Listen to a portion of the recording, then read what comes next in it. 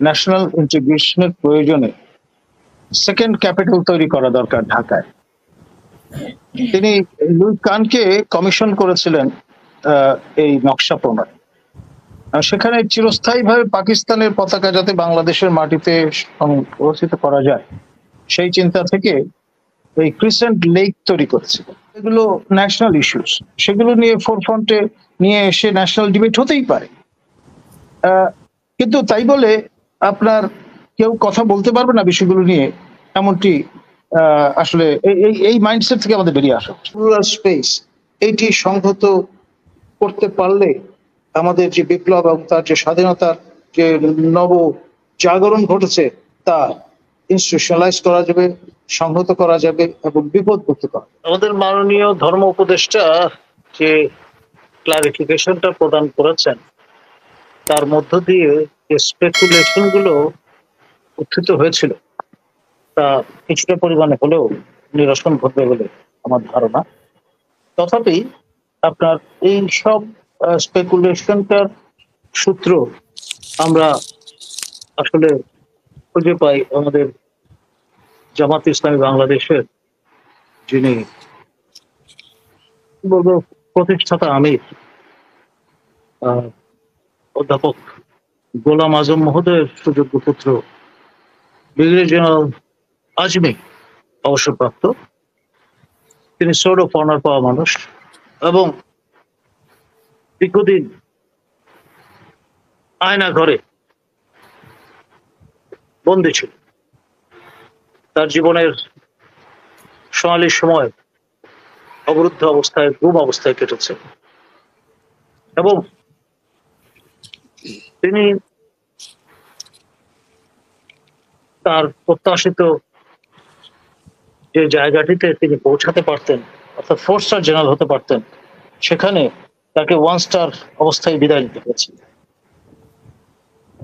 তার অপরাধ তিনি গোলাম আজম সাহেবের পুত্র। এটি একটা মাইন্ডসেটের বিষয় on the part of his employers। আর আরেকটা বিষয় সেটি হচ্ছে তিনি এই ভিউ, তার যে বিশ্বাস, কনভিকশন, তার উপর ভিত্তি করে তিনি একটি বক্তব্য রেখেছেন এবং সেই বক্তব্যে তিনি বলেছেন আমাদের মাননীয় বর্তমান সেনাপ্রধান জেনারেল ওয়াকারুজ্জামান তার ছাত্র বা ফর্মার ক্যাডেট এবং তিনি একজন ভালো প্রেস করেছেন এবং এই জাতীয় পতাকা বা জাতীয় সঙ্গীতের যে ইস্যু সেটা নানাভাবে উঠে এসছে। আপনার 75 পরবর্তী বাংলাদেশে নিশ্চয়ই মনে আছে তোয়াব সাহেব ছিলেন বিমান বাহিনী প্রধান খন্দকার মোশতাকের শাসন আমলে। তখন রেসকোর্সে, তৎকালীন রেসকোর্স পরবর্তীতে সরস্বতী উদ্যান যে আমি অভিহিত করি, সেখানে যে সমাবেশ হয়েছিল সেখানে দাবি উত্থিত হয়েছিল তোয়াব ভাই চান তারা পতাকা চাই। এবং পাকিস্তানি যে পতাকা সেখানে চাঁদ তারা আছে এবং ক্রিসেন্ট বা বাঁকা চাঁদ, এটা হচ্ছে ইসলামিক সিম্বল। আমাদের মহানবী হযরত মুহাম্মদ সাল্লাল্লাহু আলাইহি ওয়াসাল্লাম যে মুজিজাটা দেখিয়েছিলেন, অর্থাৎ তিনি চন্দ্রকে দ্বিখণ্ডিত করতে সক্ষম হয়েছিলেন এবং সেটি দেখে দক্ষিণ ভারতের একজন হিন্দু রাজা তিনি পরবর্তীতে মুসলমান হয়ে গেছিলেন। ফলে যত মুসলিম সেনা বাহিনী জং বা সমরে লিপ্ত হয়েছে তারা এই বাঁকা চাঁদ সম্বলিত, ক্রিসেন্ট সম্বলিত পতাকা তারা উড্ডীন করবার চেষ্টা করেছে থ্রু দ্য এজেস। এবং সবুজ রংটার সঙ্গে ইসলামের একটা সম্পর্ক আছে বলে বলা হয়। সে কারণে শ্রীলঙ্কার পতাকায় মুসলিম যে পপুলেশন আছে সেই দেশে তার একটা রিপ্রেজেন্টেশন হিসেবে সবুজ স্থান পেয়েছে। ফিল্ড মার্শাল আইয়ুব খান যখন চিন্তা করলেন ন্যাশনাল ইন্টিগ্রেশনের প্রয়োজনে সেকেন্ড ক্যাপিটাল তৈরি করা দরকার ঢাকায়। তিনি লুই কানকে কমিশন করেছিলেন এই নকশা প্রণয়ন। সেখানে চিরস্থায়ীভাবে পাকিস্তানের পতাকা যাতে বাংলাদেশের মাটিতে সংরক্ষিত করা যায় সেই চিন্তা থেকে এই ক্রিসেন্ট লেক তৈরি করেছিল। আর এরিয়ালি আপনার সিম্বলিক্যালি আমাদের যে পার্লামেন্ট ভবনটা সেটা সেই পতাকার তারা বা তারকা, সেই হিসেবে তাকে কমিশন করা হয়েছে। লুই কান মহোদয় তিনি ব্যক্তি জীবনে ইহুদি ধর্মাবলম্বী ছিলেন এবং আপনি জানেন যে কোনো ব্যক্তি যদি প্রুভ করতে পারেন তিনি জু, তার অধিকার আছে ইসরায়েলের শাসনতন্ত্র অনুসারে ইসরায়েলের নাগরিকত্ব লাভ। আর আমাদের আইয়ুব খানের আমলে কাজটি শেষ হয়। পরবর্তীতে যখন কাজ শেষ হলো তখন লুই কান ইন্তেকাল করেছে এবং তার ফি কিন্তু তিনি যে নকশা প্রণয়ন করেছেন তা শেষ অব্দি শিরিন শারমিন চৌধুরী যখন স্পিকার তখন তার পুত্রদের খুঁজে বের করে বাকি ফিজটুকু দিয়ে বাকি নকশাটা নিয়ে আসতে হয়েছিল। তা না হলে আমাদের সিভিল সার্ভেন্টরা যেখানে বাণিজ্য মেলা হতো এই যে ফাঁকা জায়গাটা, এখানে শেখ হাসিনাকে বুঝিয়ে এখানে সচিবালয় সংস্থাপনের চেষ্টায় অনেক দূর অগ্রসর হয়ে গিয়েছিলেন। তো যাই হোক, এই যে পতাকার বিষয়টা সেইটা আপনার যিনি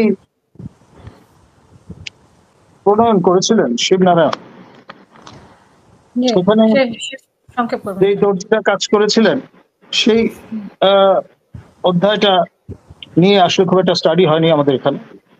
আর জাতীয় সঙ্গীতের যে বিষয়টা, আমার সোনার বাংলা আমি তোমায় ভালোবাসি, আমি খুব একাডেমিক পার্সপেক্টিভ থেকে কথাটা বলছি, এটা কিন্তু বঙ্গভঙ্গের সঙ্গে যুক্ত।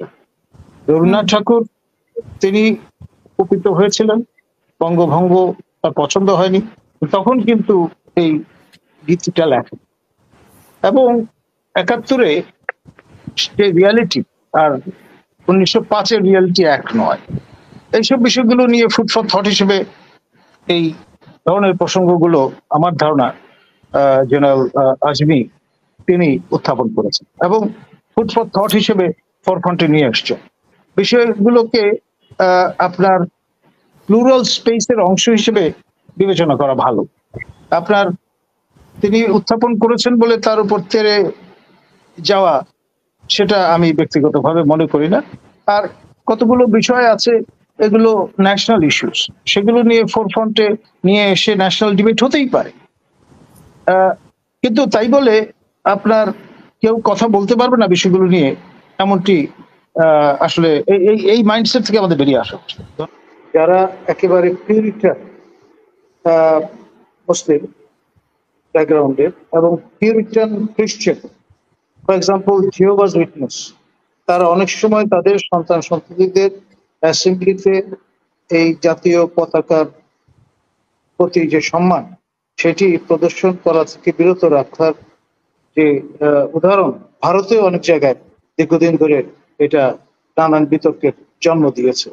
কওমি ধারায় এইটা পরিহার করার একটা প্রবণতা আছে। তো সুতরাং আমরা এমন একটি সমাজ গঠন করতে চাইব এই বিপ্লবোত্তর বাংলাদেশে, যেখানে প্লুরাল স্পেস থাকবে, কারো যদি আপত্তি থাকে তিনি অংশগ্রহণ করা থেকে বিরত থাকবেন, আবার কারো যদি আগ্রহ থাকে তিনি অংশগ্রহণ করবেন। এই যে প্লুরাল স্পেস, এইটি সংহত করতে পারলে আমাদের যে বিপ্লব এবং তার যে স্বাধীনতার যে নব জাগরণ ঘটেছে তা ইনস্টিটিউশনালাইজ করা যাবে, সংহত করা যাবে এবং বিপদমুক্ত করা যাবে। ধন্যবাদ।